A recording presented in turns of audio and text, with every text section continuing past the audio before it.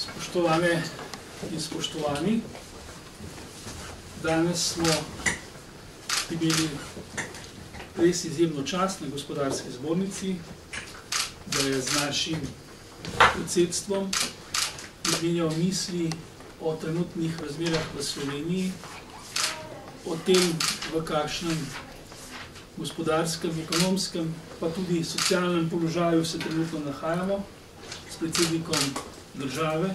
Na Gospodarski zbornici smo zelo zadovoljni, ker delimo po eni strani oceno o tem, kaj je trenutno v Sloveniji najbolj pereče, po drugi strani pa tudi skupno prepričanje in ambicijo, pa tudi zavedanje, da imamo vse možnosti, da v Sloveniji obrnemo ta tok nazadovanja navzgor in začnemo ponovno gospodarsko rast.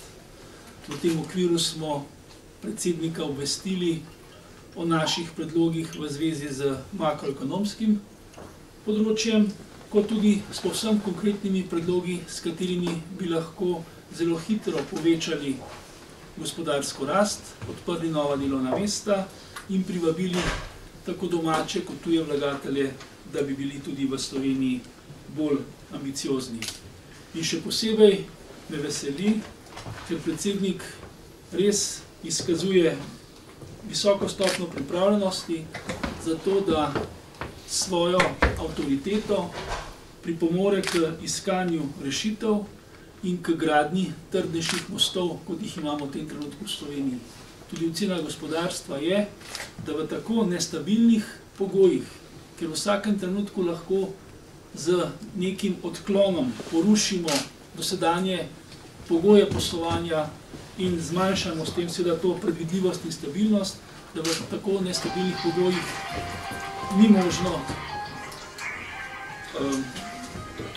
ni možno graditi neke trdnejše razvojne politike.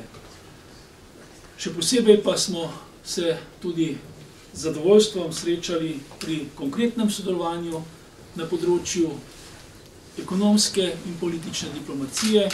Predsednik je izrazil zelo veliko stopnjo pripravljenosti ali pa maksimalno pripravljenost, da nas bo podpiral pri izvoznih poslih. Kot vemo, je kar precejšen del sveta še vedno organiziran na tak način, da praktično brez politične podpore, diplomatske podpore ne dobiš vstopnice na te trge. Hvala lepa, gospod predsednik, ker velja precejšnje zanimanje z vaše strani za moj odziv na včerajšnje dogajanje v Državnem zboru. Mi dovolite, da uvedem mojo intervencijo z stališčem glede tega.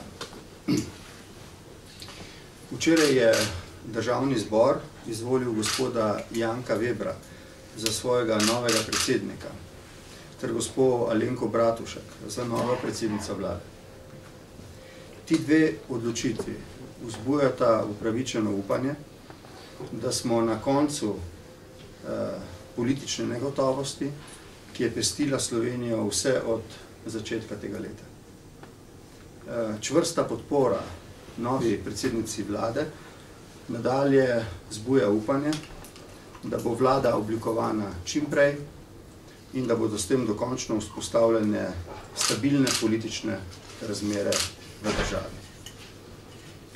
Kljub različnim prizadevanjem vlad v času trdovratne gospodarske, finančne, pa tudi moralne krize, še vedno z zaskrbljenostjo ugotavljamo nadaljnje krčenje gospodarskih aktivnosti. Mislim, da smemo, glede na včerajšnjo razpravo, pričakovati, da bodo ukrepi za ponovno oživitev gospodarske aktivnosti in posledično zmanjšanje brezposelnosti osrednji del prizadeva nove vlade. Izkušnje vlad v času krize pri nas in drugod v Evropi ter po svetu so pokazale, da razmere za tak napor terjajo politično in programsko homogeno vlado in trdno politično večino v parlamentu. In nazadnje. Enako pomembno je, da se oblikuje mestoma širše politično soglasje okrog vprašanj, ki zahtevajo dvotretjinsko večino v parlamentu, ali širše politično ter družbeno razumevanje nujnosti in potrebnosti rešitev, praviloma reform za izhod iz krize. Dovolim si misliti, da so trije dogovori vseh voditeljic in voditeljev parlamentarnih strank glede treh zapletenih, a dolgoročno pomembnih tem, ki smo jih dosegli sredi februarja letos na sestanku pri meni, pomembna garancija za njihovo uveljavitev, ne glede na spremembo oblasti. Vkolikor bodo voditelji strank tudi v prihodnje ocenili potrebnost in koristnost takih dogovorov, bom kot predsednik Republike storil vse, kar je v mojem moči, da jih bomo v korist države in naših ljudi tudi dosegli. Zdaj pa bi se vrnil na naše srečanje z vodstvom Gospodarske zbornice Slovenije in bi rad ob robu tega srečanja povedal naslednje.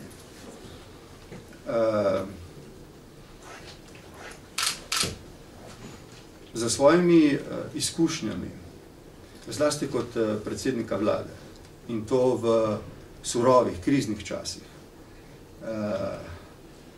ter za veliko, največjo mero želje potem, da se afirmira uspešno slovensko gospodarstvo doma in v svetu, sem se danes z Gospodarsko zbornico dogovoril, da v medsebojnem sodelovanju ocenimo, kdaj, kako nastopiti skupaj, ko gre za promocijo naših poslovnih interesov na tujih trgih. Zlasti v državah, kot je dejal predsednik, in teh je v naglo razvijajočem se gospodarstvu v svetu veliko, kjer ima politika v njihovih državah še vedno prevladujočo, če ne odločilno moč. Predsedniku Gospodarske zbornice sem dejal, to lahko potrdi, da sem pripravljen kot predsednik republike, kadarkoli bo za to obveljalo prepričanje o koristnosti, sesti z skupino poslovnežev in obiskati državo, če bomo ocenili, da bi tak obisk pripomogel k njihovim poslovnim možnostim za razvoj njihovih podjetij.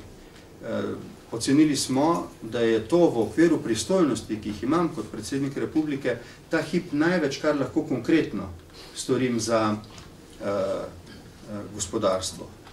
Prav tako smo se pogovarjali o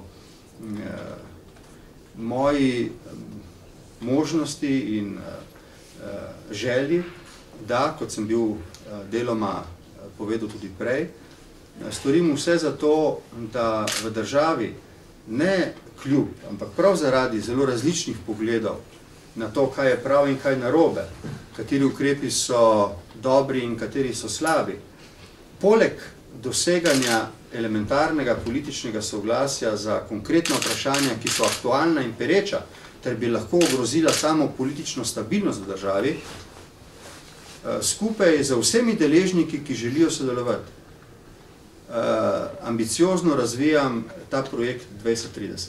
Projekt, ki poskuša pogledati čez mandat ene ali druge vlade in ugotoviti, v katero smer naj se pravzaprav strateško giblje tako slovenska ekonomija kot slovenska družba za to, da bi v prihodnje bila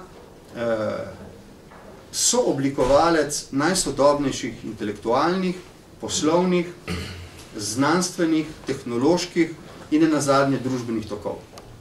Slovenija se mora vrniti v osrčje teh tokov, v katerih je bila, se zdi, na začetku 90-ih let, ko je po nekem intelektualnem zaletu v 80-ih letih pravilno ocenila potrebo po ustanovitvi lastne države in po umestitvi te države v institucije evropskega združevanja. Zdaj potrebujemo enak intelektualni zalet, potrebujemo združitev vseh intelektualnih moči v državi, da bi lahko kolikor je to seveda mogoče, ugotovili, v katero strateško smer, ne samo v gospodarskem, tudi v družbenem smislu, naj se giblje Slovenija, da se bo znova znašla oziroma sredi teh tokov. Mislim, da smo imeli danes predsednik dober razgovor, ki je bil samo prvi med mnogimi, ki bodo sledili, in jaz se tega sodelovanja iskreno veselim. Kako ocenjujete današnje pogovore vodstva Gospodarske zbornice Slovenije s predsednikom Pahorjem? Razgovori so bili usmerjeni po eni strani v konkretne potrebne vladne poteze, pri katerih lahko predsednik s svojo vlogo doprinese k njihovi realizaciji. Po drugi strani pa v konkretne aktivnosti in projekte, kjer predsednik glede na svojo pozicijo in kompetence popolnoma neodvisno od vlade tudi lahko doprinese k izboljšanju gospodarske klime in aktivnosti v Sloveniji, in na obeh področjih smo bili povsem konkretni in ocenjujem tudi uspešni, kar bodo pokazali naslednji tedni in meseci, ki so pred nami.